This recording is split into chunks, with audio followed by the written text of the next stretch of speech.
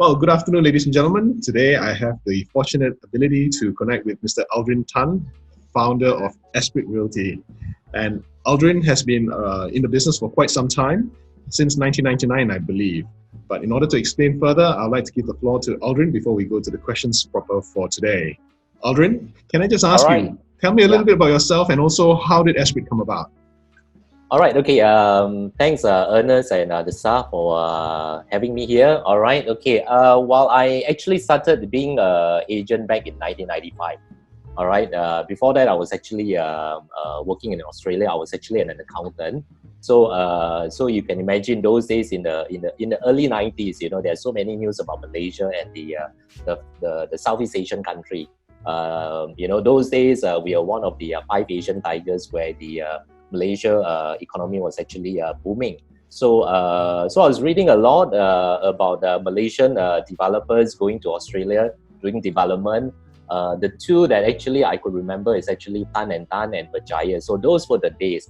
So what I did was somewhere back in July 95, I decided to pack my bag and come back to be a real estate agent. So it's been a long 25 years. Wow. Yeah, very challenging, very interesting, certainly very rewarding, and it's something that you can actually not only you learn every day, but you actually have a lot of self-growth if you know how to go in the right direction. Yeah, so yeah. Interesting. Actually, I just want to take one step back when you said that you were a practicing accountant over there. I mean, isn't it a dream of every parent, you know, wow, my kid is a doctor, lawyer, accountant, set for life already, and you want to do business and become a real estate agent? What happened? Yes, now, so that's what happened. So when I came back, I didn't tell my mom that I actually came back, you know, to be an agent. So when I came back, I went to an interview by an accounting firm, Arthur Anderson. All right, that was in Pusat Damansara. Okay, so I went there for an interview and I got the job. You know, they gave me a letter of offer, but obviously I didn't turn up. And so instead I went for an interview. Now those days I went for an interview with one of the real estate firm. The very first real estate firm was Chesterton Realty. All right, so I always remember, I think it's just a couple of days before the 31st of August. And and my mom didn't know that until about a couple of months later, when obviously the first 6 months I was struggling. You know, things just didn't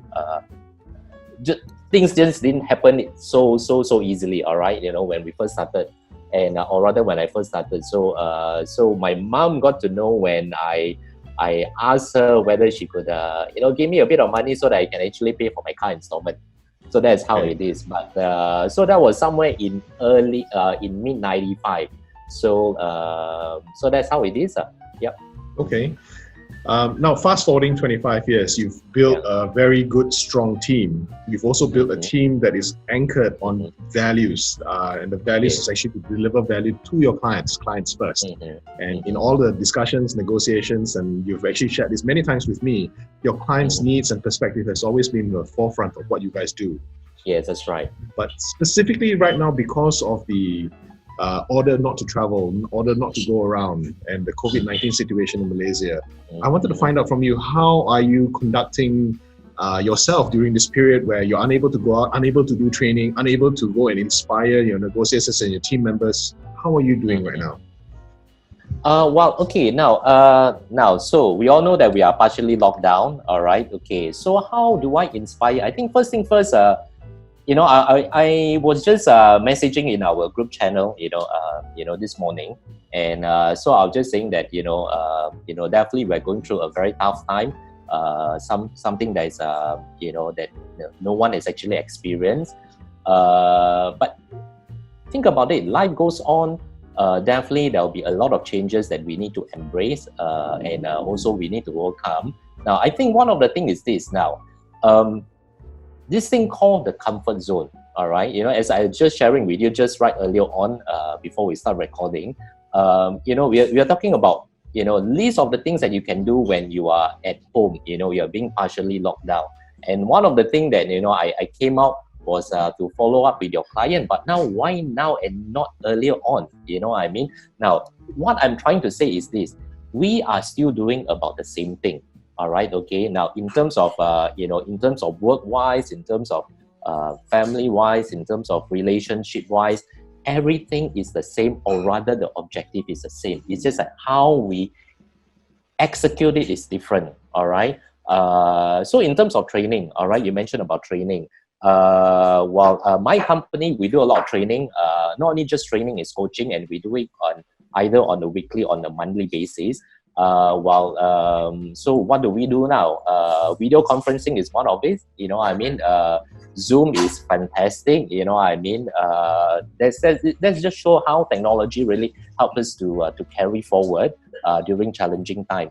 Now, I think with respect to client as well, I think this is also a time where a lot of agents, is self-reflection. All right, self-reflection. And I think why we are not doing it earlier as to now is, well, I guess one of the things, we have a bit more time to ourselves now. The fact that we get pushed, or rather we get locked down. All right, okay, most of the time. All right, almost 24 hours. So it's a time of reflection. So when we have more time to ourselves, when we reflect, so these are the things that we will want to do. All right, follow up with your client. Okay, I don't know, share some information with them. This is what I noticed over the last 3-4 days. On my WhatsApp channel, I get people who I've been constantly engaging with them. Over the years. Especially those that's over the last 3 to 4 months, they start sharing information. Of course, they'll start with, "Hey, Aldrin, how are you doing?" So as much as we are also doing the same, but I think one of the things is this: it's just a simple act of constantly engaging with your client. All right, constantly engaging with people that you're engaging. All right, but and this is what I noticed. All right. This is not about sales. This is not about anything. I think it's just a basic fundamental of being a human being. All right, and we are all selfish people. So whenever we need something, that is where we will activate the button, and these are the people that we will start calling them when we need them. So when we do not need them, they will be somewhere behind our call memory. Deep down somewhere inside. And the amazing thing about the human being is this. All right, when we need help, sometimes we think about the people that we hardly even actually keep in touch with them. All right, so I think a simple act of following up, either by a phone call, by a WhatsApp, can be any medium. I think that is what it is. Yeah.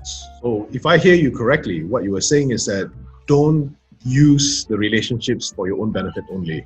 Cultivate the relationships. Exactly. Yeah, and you got to put emotion into that relationship to cultivate and grow it. Exactly. Yes, that's right.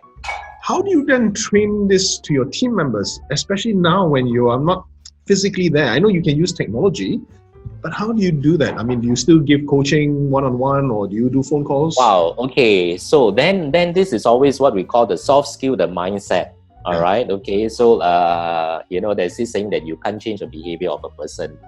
So it's either you accept it, and you learn to accept that. Now, I think the key thing is not training. The key thing is not coaching. Okay, don't get me wrong here. Training, coaching is highly important. All right. When I first started 25 years ago, hardly there's this thing called training or coaching. All right, it's just that I was following my principle. So you see and you copy what do they do, what they did. That works for them. Now, but of course, obviously, training and coaching is very important. Now, what I'm trying to say is consistency of training and coaching. Continuous training and coaching, that is the key thing. All right, it cannot be a touch and go thing. So when we do it continuously, all right, over the years, okay, now these are the messages that we will actually impart. Now, one of the things is this. So some people ask me, so Aldrin, what is the culture of your company? When someone asked me that probably about 10 years ago, to be very honest with you, if you were to ask me that, Ernest, 10 years ago, so Aldrin, what is the culture of a company? It's totally blank in my mind. Now, why? Okay, so those were the days many years ago when I built the team. Is all based on sales. All right, so we just want to have as much sales as possible. All right, so and for many years I didn't realize I was actually self-employed and not running the business. So this is where the difference lies. All right, Yes, I started Esprit in year 2000, so it has been the last 20 years. But to be very honest with you, for the first 10 years between 2000 to 2010, I thought I was running the business. In fact, I was actually leading a team and not running the business.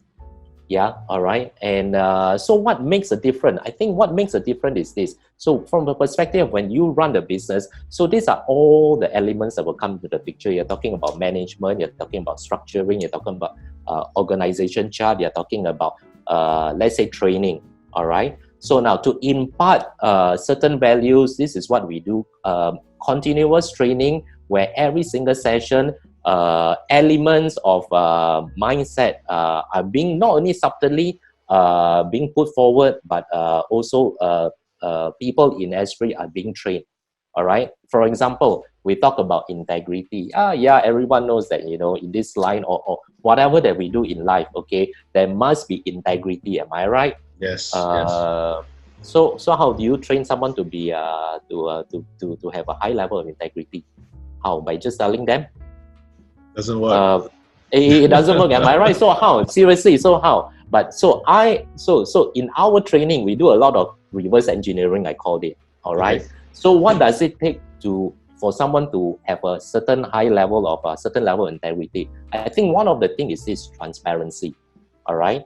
So transparency is very important. So this is also part of the 5 pillars of Esprit, where transparency is what we practice, what we preach, and this is what we practice. Now, very challenging, all right, because to uphold transparency, to be very honest with you, it's not easy, all right. But this is what make what Esprit is all about.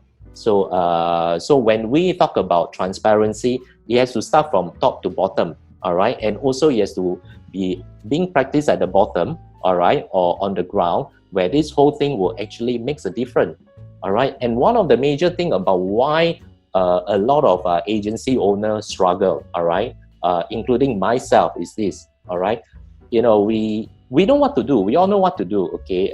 We know what to plan. We know how to roll it out. But more often than not, when the things get translated to the ground, all right, things will get very different, okay, where people do not so-called conform or comply, all right. So that is what it is. So that's why our continuous training, this is what we do to mold their mindset so that they will be more receptive, so that they can also experience the culture that we are creating, that we are actually, not only that we are creating, that it is an environment that we are creating, so that whatever values that we put forward, you know, it can hold within the environment.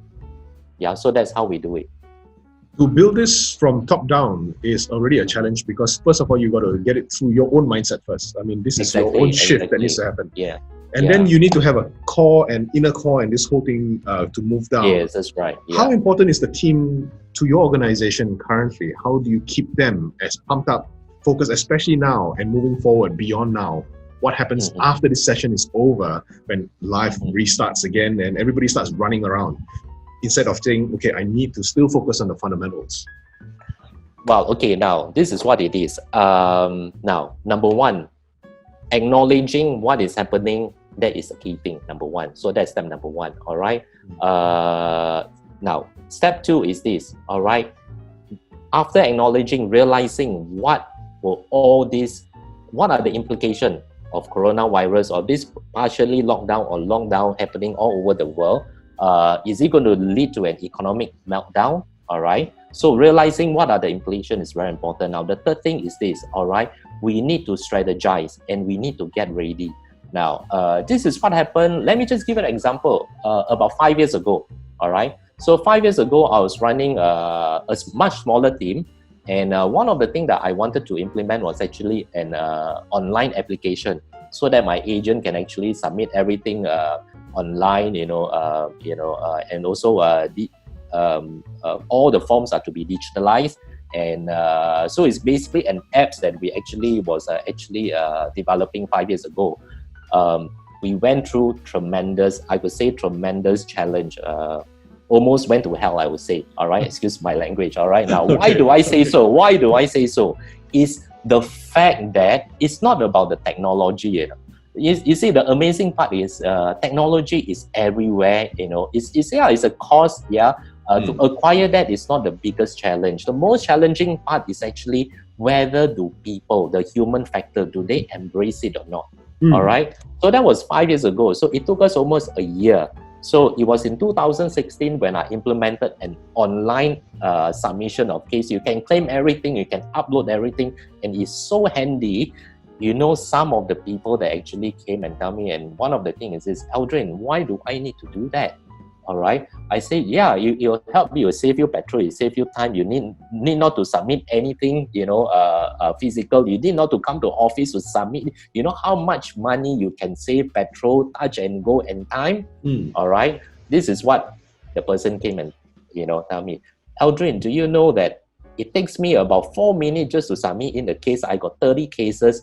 Do you want me to spend so much time keying in what your admin's supposed to do rather than I spend time to close more deal? Now, that was actually very challenging. Now, fast forward, this is what happened, all right? So, part of the training that we do, all right, and we are telling them, look at how you book an air flight. 20 years ago, when we want to book an air flight, it's as simple as we pick up a call our travel agent and say that we are flying on which day, and whatever it is, just behind over the phone, everything will be arranged. Am I right? Yep. And then when we need to confirm the flight those days, I'm not sure whether you remember, okay, 1 week before we need to confirm the flight, and we'll call the airline to confirm.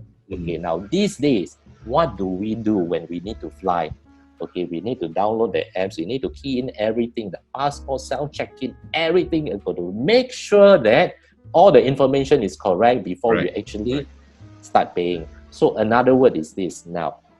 To move forward, all right, definitely a very challenging time. Acknowledge what is happening, find out what are the implications, okay, get ready, embrace changes. I think that is the most important thing, all right? We are moving into, I could say, an uncharted territory, all right, where things can be highly uncertain. And I think the key word here is adaptability, all right? Now, as much as we like to forecast what is going to happen, we like to preempt situation, we cannot be 100% right, but I think it's the way we adapt, all right? But there are certain bases and foundation, okay?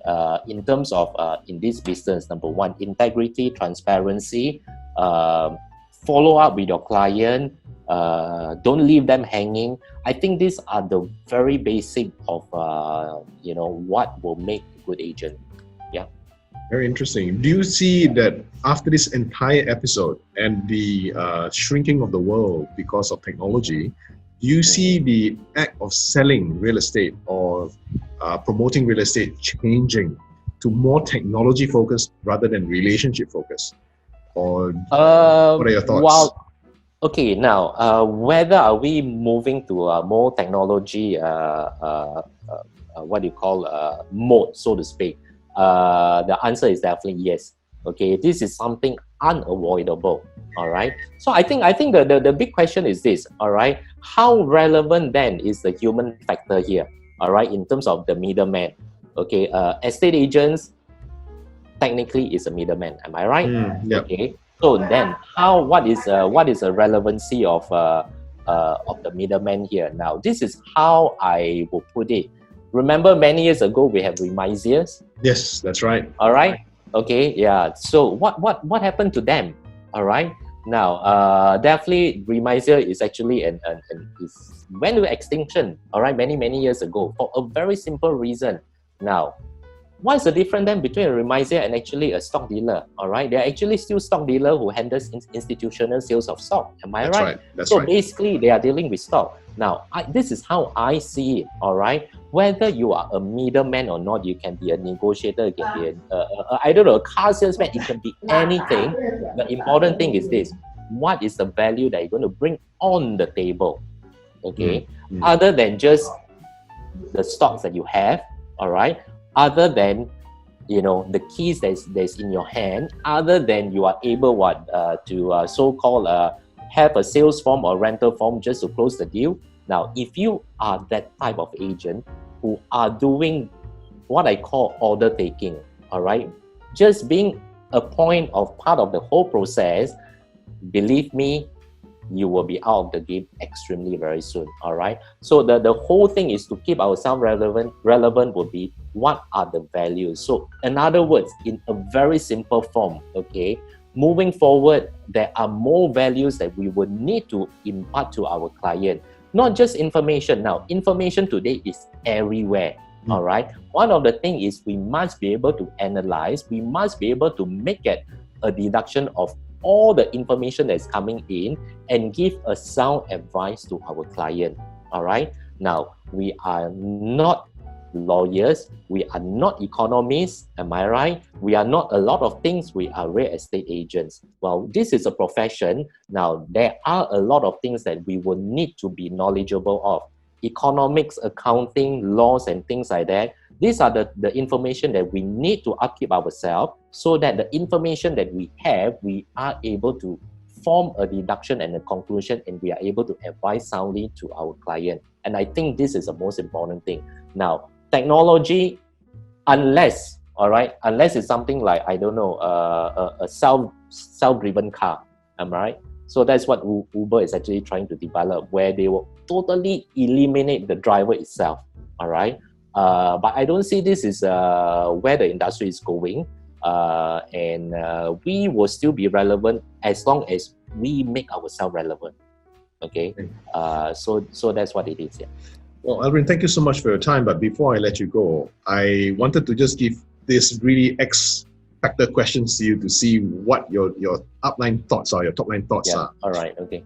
If I'm speaking on behalf of those fellas interested to get involved in this business because they may have had full-time jobs throughout their entire lives, but because the world is changing so fast and because of what's happening to technology and the technology digitization of work may not be the same for these individuals anymore.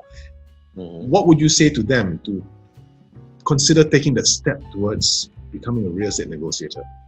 What would you say to them in terms of preparing for that? What would I say to them? 2 words, very simple, do it. All right, just do it now. Now, the thing is this, many years ago, we all talk about whether are you a part-timer or you're a full-timer, am I right? So now, to me, this is what it is, you know, people who join the company those days, so my question is, I'll ask them, are you a part-timer or are you a full-timer? All right, so those were the days. All right, now, soon I realized that whether they claim themselves to be full-timer or part-timer is how much time do they spend in running this business for themselves. Okay, and those days, of course, things are more of physical. Am I right? We you know, when I first started, already there's handphone. Okay, but then those were the days where there's more of like a physical meeting. All right, you know, we spend more time on the road. We spend more time out there. Now, this is what is happening with all this technology development and advancement. Okay, even today, what we're doing now, we're having a Zoom meeting, am I right? Imagine this is probably 5 years ago. This even wouldn't happen. Yeah, am I right? Yeah, you see, we already have FaceTime those days. Why are we not doing it? It's actually a trend, am I right? Yeah. So now, this saves a lot of time, okay? So another word is this. People who are actually doing part-time, so to speak, is because they have limited time, all right? We in the limitation of the time, things are being executed a lot faster, a lot more efficient nowadays. Passing on the information, like what I say, you know, it's just way too fast. You know, things is happening way too fast. So to me, for those who are in other industries now, these are extremely very challenging time. I don't know, people could be in the airline industry, people could be in, I don't know, involving in the F&B, and, you know, I truly believe unemployment will be going up, all right? Not just in Malaysia, I think in the whole parts of the whole world. And so what are these people going to do? Now, one of the things will be to become a real estate negotiator, all right? And the greatest challenge of why people, when they come into this industry is this. You know, it's a chicken and the egg thing, all right? So fear is number one. Now, why are they fearful? Because they're not sure whether would this industry make them a minimum income that they can even survive first to start out with, all right? Let's not talk about making that into a career, okay? But this is how I look at the whole situation. Advancement of technology allows us to carry out our work more efficiently, So meaning to say, limited time is one where it may no longer be a challenge to those who are part-timer. So to me, my answer would be, do it. Do it. Yeah. Absolutely do it. Great advice. Yeah. And thank you so much, Aldrin. We've learned so much from you today. And ladies and gentlemen, before we end this session, I just wanted to share with you that it takes the first step before you embark on any journey that's worthwhile. And if you look at any track record, I would strongly encourage you to just Google up Esprit Realty, Aldrin Tan, take a look at his background, take a look at what he's accomplished. And at the end of the day, although I'm not trying to disparage Aldrin, he's only human, but he did it. And he did it because he took the first step. Exactly. So ladies and gentlemen, thank you so much for tuning in. Aldrin, thank you so much for your time. And I look forward to a next catch up with you. All right. Thanks, Ernest. All right. Take care. Thank you very much. Yeah. Yeah, take care. All right. Bye-bye. Okay, bye-bye. All right.